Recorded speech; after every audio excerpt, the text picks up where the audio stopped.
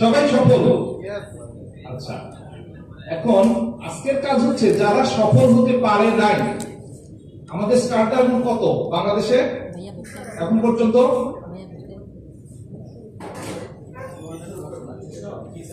আমাদের total star diamond কত বাংলাদেশে?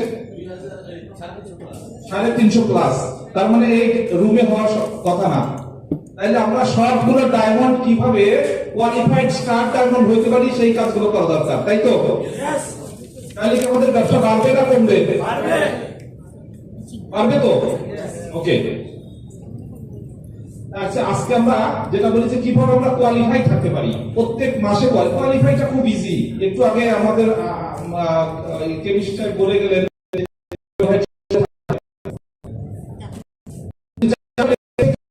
লেভেল থেকে যদি আমার টিমকে আমরা দেখি তাইলে দেখা যায় যে সহজে কোয়ালিফাই হয়ে যায়। কোয়ালিফাইয়ের জন্য আমরা শেষের দিকে ট্রাই করি। পার্সোনালি আমরাও দেখি যে শেষের দিকে যায় আমার টিমকে দেখি। আমরা টিম যদি প্রথম দিকে দেখি তাইলে কোয়ালিফাইটা ইজি হয়ে যায়। ইজি হয় কিনা বলেন? আমাদের সপ্তাহ ভাগ করে নিই যে এই সপ্তাহের মধ্যে আমার এই পারফরমেন্স হওয়া দরকার। তাইলে দেখা যাবে যে আমাদের মাসের প্রথম দিকেই আমি কোয়ালিফাই হয়ে গেছি, আমার প্রত্যেকটা টিম মেম্বার কোয়ালিফাই হয়ে গেছে, আমার ডায়মন্ড গুলো কোয়ালিফাই হয়ে আছে। আর যদি এটা আমি শেষের সপ্তাহে যাই কাজ করা শুরু করি, কোন ডায়মন্ড কোয়ালিফাই হয় নাই, কেন হয় নাই, তাহলে দেখবো যে অনেকে পারবে অনেকে পারবে না।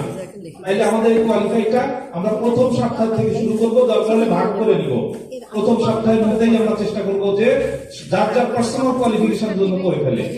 টিমগুলো তাদের টিম ওয়াইজ কোয়ালিফাই করবে, প্রত্যেকটা টিমের জন্য আমার মিনিমাম যারা এসে আছে এসে গুলোকে কোয়ালিফাই করা, যারা ডায়মন্ড আপকামিং ডায়মন্ড আছে তাদেরকে প্রমোট করা, কি করে তারা ডায়মন্ড দ্রুত হতে পারে, কিভাবে হতে পারে, তাদের সেগুলো ট্রেন আপ করা।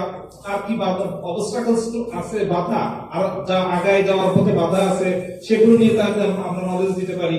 এভাবে আমাদের টিমগুলোকে আমরা কি করতে পারি, স্ট্রেনথেনিং করতে পারি। আর টিম যদি স্ট্রেনথেনিং হয় তাহলে আমাদের সফলতা আসবেই। ইয়েস।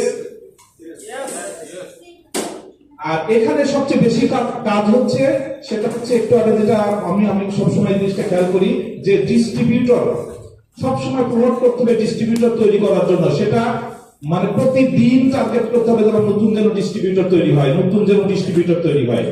এবং এই ডিস্ট্রিবিউটররা মূলত কনজিউমার। লিডার তো লিডার, বাট লিডারের অ্যাসেট হচ্ছে কনজিউমার। লিডারের অ্যাসেট হচ্ছে কনজিউমার। যদি আমরা কনজিউমারকে রেগুলার বেসিসে কনজিউমার ক্রিয়েট করতে পারি, কনজিউমার তৈরি করতে পারি, তাইলে আলটিমেটলি আমাদের সেল বাড়বে। আমাদের এই যে প্রোগ্রাম যেটা কোয়ালিফাই স্টার ডায়মন্ড এরকম না, আমরা কোয়ালিফাই টাউন অ্যাম্বাসেডর হতে পারবো। Yes or not? ইয়েস। যাই হোক, দুপুরের মনে হয় খাওয়ার সময় হয়ে গেছে, এখন ভালো কথা ভালো লাগবে না, তাই না? তাই তো এখন গুড মর্নিং এর চাইতে গুড খাওয়ার দাওয়ার কথা বললে বেশি ভালো লাগে। যাই হোক, আমরা মনে হয় খাওয়ার দাওয়ারের প্রক্রিয়া এসে গেছি। আমরা এটা এনজয় করি। আর পরবর্তী প্রোগ্রামে যেন আমরা আরো বেশি বেশি আমাদের ডায়মন্ড নিয়ে, আমাদের টিম সমস্ত ডায়মন্ড নিয়ে, দরকার আমরা দেখবো যে ডাক্তার সেলিমুর রহমানের টিমের কতজন ডায়মন্ড আসছে, এইটা যদি আমরা প্রতিযোগিতা করি, কিংবা কেমিস্টের কতগুলো ডায়মন্ড আসছে, এইটা যদি আমরা ডাক্তার কেমিস্টের টিমের এতগুলো ডায়মন্ড, তাইলে আমার মনে হয় এটা একটা প্রতিযোগিতা হইতে পারে যে আমার টিমের কতজন ডায়মন্ড এখানে হাজির হয়েছে। তাইলে যদি টিম ওয়াইজ যদি আমরা ডায়মন্ড নিয়ে আসি তাইলে দেখবো যে হ্যাঁ আমাদের ডায়মন্ড সিলেকশনটা বেড়ে গেছে আলটিমেটলি। এইভাবে আমরা হয়তো আগায় যাব। ধন্যবাদ সবাইকে আজকের এই প্রোগ্রামে উপস্থিত হওয়ার জন্য। আমরা নিজেকে গৌরবান্বিত মনে করছি। আমি আমার টিমের এবং সবপরি ডিএক্সএন পরিবারের উত্তরোত্তর সাফল্য কামনা করছি। ধন্যবাদ সবাইকে। Good morning.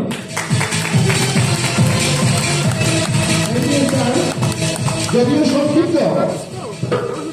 সংক্ষিপ্ত, তারপর প্রত্যেকটা কথা ছিল অত্যন্ত মূল্যবান।